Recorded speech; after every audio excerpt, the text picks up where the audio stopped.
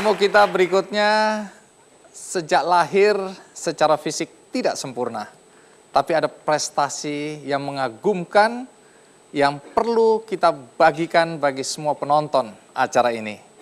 Mari kita sambut Ersa Wijayanti. Terima kasih Ibu Masufa, terima kasih Ersa sudah mau hadir ya. Silakan duduk. Baik, Ibu, apa yang terjadi pada Ersa? Ersa itu pada saat proses persalinan, saya melahirkan Ersa itu memang ada suatu terjadi kegagalan ya, yaitu kegagalan vakum gagal, langsung sesar. Nah, dari kejadian itu berakibat anak saya itu mengalami istilah kedokterannya cerebral palsy ya.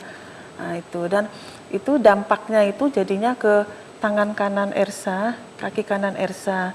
Jadi tangan kanannya itu tidak begitu kuat untuk memegang, dan kaki kirinya juga jalannya kurang baik. Kaki kanannya kurang baik jalannya. Kaki kanan. Tangan kanan, kaki kanan dia kena berarti. Nah, kalau Ersa sendiri, coba Ersa merasa apa yang membuat Ersa tidak bisa leluasa aktif seperti anak-anak yang lain? Paling gerakan aja rada susah. Gerakannya susah? Gerakannya agak sulit. Tapi kalau berkomunikasi, kemudian Lancar, Pak. Berpikir, semuanya lancar. Iya. Dengan kondisi seperti sekarang ini, Iya. ternyata Ersa mampu meraih 2 gelar kesarjanaan. Iya. Sarjana apa aja? Sarjana sastra Inggris sama sarjana manajemen. Iya.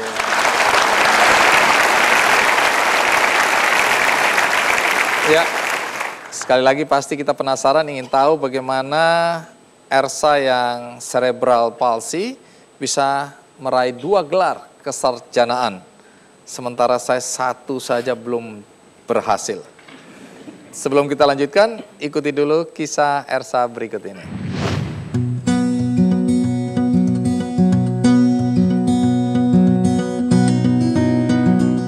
Pendidikan adalah senjata yang paling penting karena dengan pendidikan bisa mengubah dunia.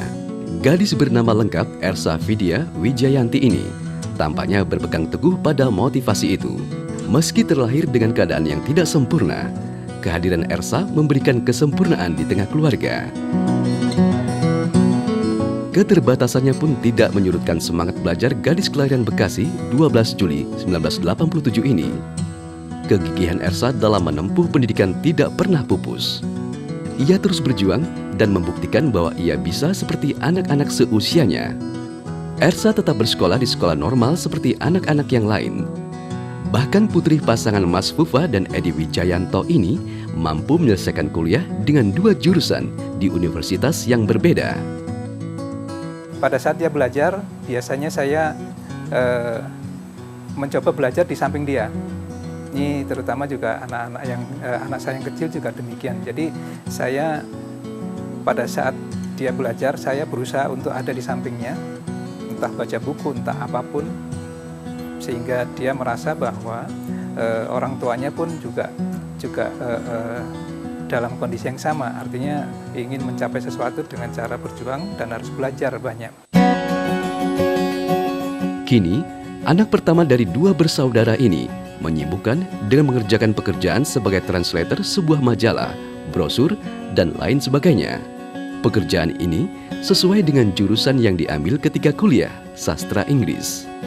Tidak hanya itu, berbekal ilmu manajemen yang diraih dari universitas terbuka, Ersa mengaplikasikannya dengan membantu orang tuanya yang berbisnis jual kue. Berkat dukungan dan peran keluarga, Ersa tumbuh menjadi gadis yang mempunyai semangat untuk terus mengutamakan pendidikan. Bahkan, ia masih berkeinginan melanjutkan ke jenjang S2 di kemudian hari. Ya, itu tadi sekilas kisah tentang Ersa, dan ayah Ersa sudah hadir juga bersama kita, bisa berdiri. Ya, jadi Ibu Mas Fufa, sejak kecil walaupun dengan kondisi sebagai penyandang cerebral palsy, Ersa disekolahkan di sekolah umum aja ya? Iya. Tidak ada sekolah khusus begitu ya? Tidak.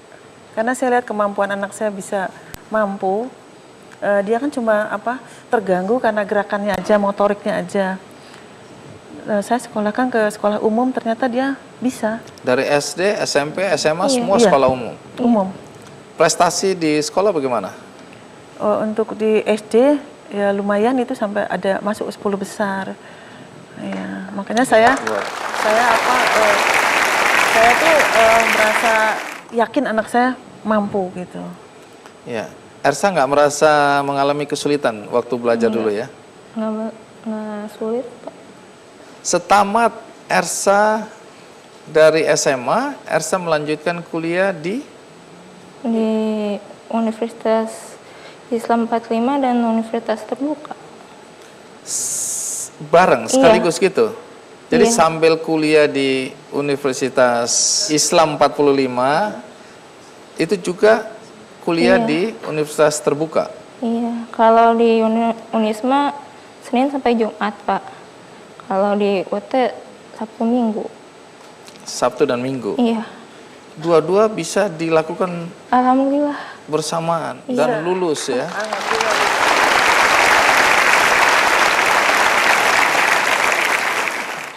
Kalau secara fisik ada tantangan nggak untuk Fisik. atau selama belajar? Paling saya harus naik tangga. Kelasnya kan ada di lantai 3, lantai 4. Oh, jadi Gitu. kadang-kadang kelasnya ada di lantai 3 atau lantai 4. Lantai 3, lantai 4. Iya, di Indonesia saat ini masih belum terbiasa ya bagi teman-teman atau siswa yang difabel misalnya untuk punya akses ya. Iya. Tapi saya dengar Ibu sejak awal sudah punya komitmen tinggi ya untuk pendidikan Ersa sehingga Ibu berhenti bekerja di sebuah bank waktu itu. Iya, betul. Apa yang Ibu pikirkan waktu itu, waktu berhenti? Kalau saya meneruskan kerja saya, kemungkinan anak saya ini pendidikannya terlantar ya, karena keadaan fisik anak saya ini. Jadi saya memutuskan untuk berhenti hanya untuk mendorong dan mendampingi Ersa sekolah sampai kuliah selesai. Tujuan saya cuma itu aja, supaya cita-citanya terwujud gitu ya. Baik, dengan ilmu yang dimiliki sekarang, apa sebenarnya cita-cita yang ingin diwujudkan oleh Ersa? Saya ingin jadi penerjemah, Pak. Ingin menjadi seorang penerjemah. Penerjemah tadi ya. Iya. Terus kemudian dengan seorang ilmu manajemen tadi, Iya, pengen menjadi Iya. seorang pengusaha ya saya. Iya. jadi dua-duanya ingin dicapai ya. Iya. Iya.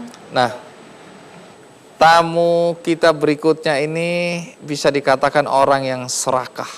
Saya punya alasan mengapa mengatakan tamu kita berikutnya ini orangnya serakah. Nanti saya akan jelaskan, karena itu ikuti terus Kick Andy. Baik, untuk itu tamu berikutnya adalah Dr. Andes Prakbudi Agi CC Esket SH SS SE S1 Com S1 PEM MA CAAE